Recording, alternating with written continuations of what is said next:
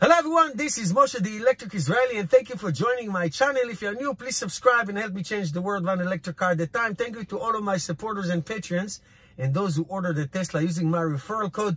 Guys, I would love to have you participating in the comments below for this video.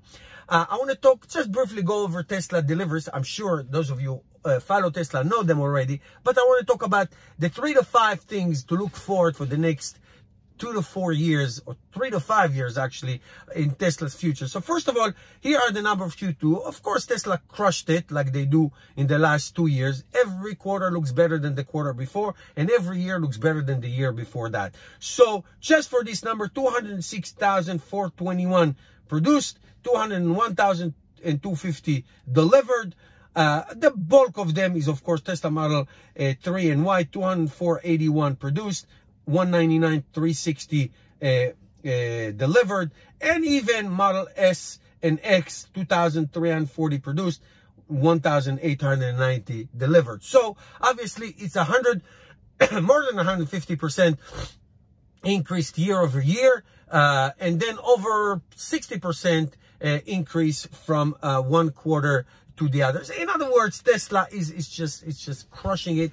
And one of the greatest lessons that we can that we can see from these delivery numbers is that Tesla is very agile company, extraordinarily agile company. And even though there's shortage of semiconductors, chips, supply chain issues, lithium-ion batteries, and all these challenges, Tesla still manages to continue to produce and deliver more cars than they did the quarter before and the year before. And that, even though Tesla has been around now, it's been kind of established company for over a decade, they still act like a startup company. They're innovative, they're agile, and they find ways to get things done. And that's the most important thing. So what to look forward? I think the few things that Tesla and Tesla followers and Tesla stock holders like I am to look forward is, number one, the 2 factories, one in Texas, one in Berlin. Hopefully they'll go online in some shape or form this year, by the end of the year, to start producing something in Berlin, Model Ys, even though they have a lot of bureaucratic issues that they are facing in Berlin. So Tesla Model Ys in Berlin. Texas, of course, the Cybertruck, the Model Y, Model 3, Model X, Model S, Semi, Roadster, batteries. It's a whole thing, one of the biggest factories in the world. So that's going to be amazing. So it's a big deal. Tesla can double and quadruple their production and delivers in the next few years once those factories get fully online. That's incredible. The next thing is, of course, related to these factories, is more Tesla Model Ys and Cybertruck. Cybertruck is going to be incredible. So hopefully those are going to get the numbers up, and it's very curious to see what's going to happen. Then the Tesla Model 2. Now I'm skeptical. I made a couple of videos about the Tesla Model 2. I don't see why would Tesla need a Model 2, a smaller car hatchback. Tesla Model 3 is perfect enough. I would love to see a Tesla Model 3 in a hatchback form. I like hatchbacks. That's why I love the Model Y so much, because you can lift the back door and put so many things in.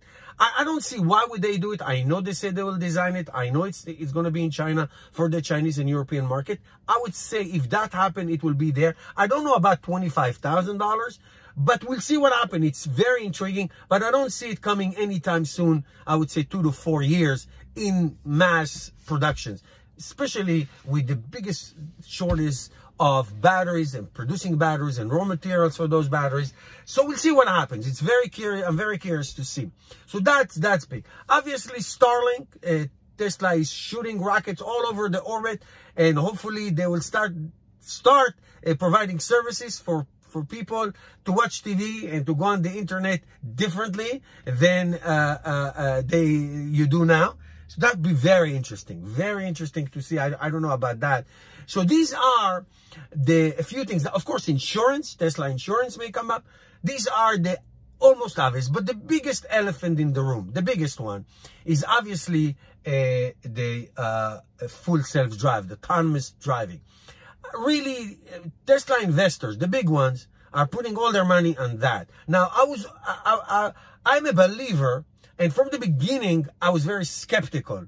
Not because I don't think it can happen, because I think it's really, really hard. And the fact that it's not around even today, and I know things getting better every single day with autopilot and with enhanced autopilot and all that.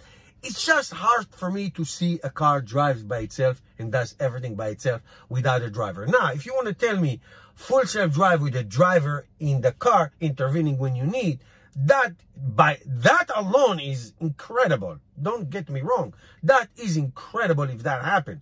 Just that.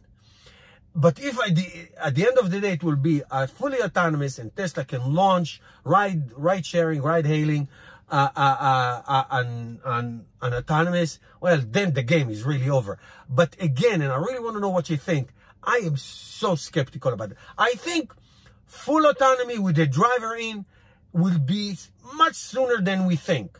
Because you have a driver, there's a liability issue, so you have a driver who's going to take over. By itself, without anybody, people getting in and out, I don't know about that, but we'll see what happens.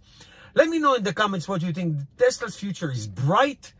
I hope you feel the same way I do. Let me know what you think. See you tomorrow.